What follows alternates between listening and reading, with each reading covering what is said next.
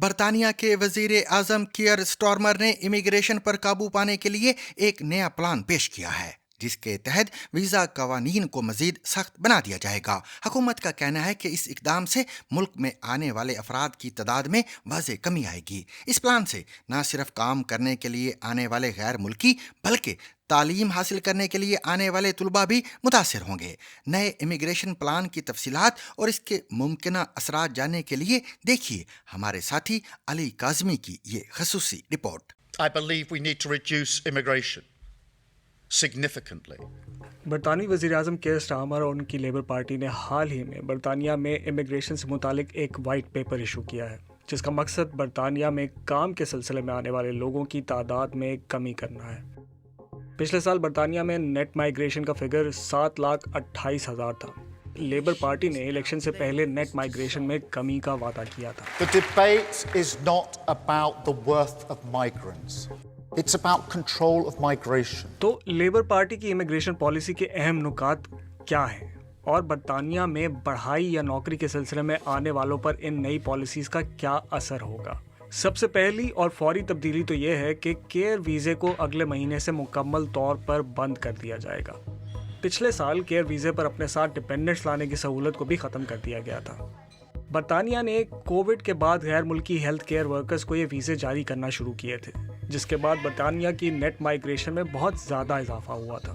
Health care workers کی ضرورت تو اب بھی کم نہیں ہوئی، لیکن لیبر حکومت کی خواہش ہے کہ یہ نوکریاں اب برطانوی شہری کریں۔ When you have an immigration system that seems to bring in lower paid workers rather than invest in our young people.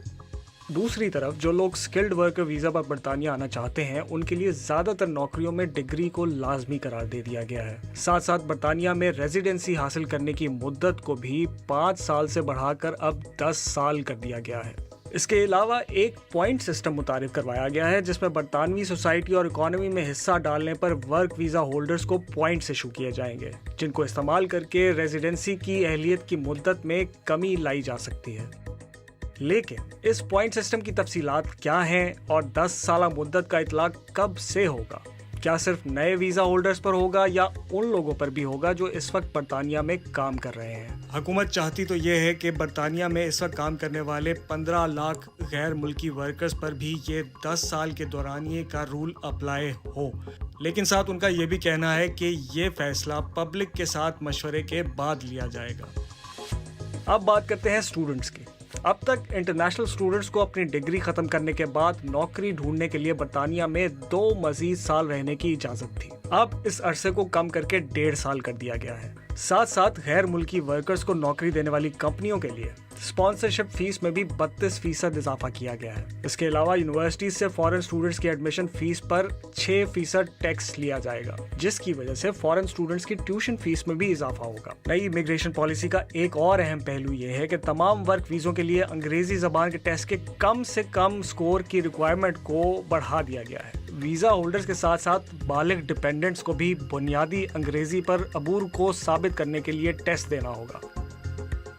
Labour party کی حکومت پر اپوزیشن کی کئی پارٹیز کی طرف سے بھی مائیگریشن کم کرنے کا سخت دباؤ ہے، اور یہ نئی پالیسی اسی سلسلے میں حکومت کا پہلا بڑا قدم ہے۔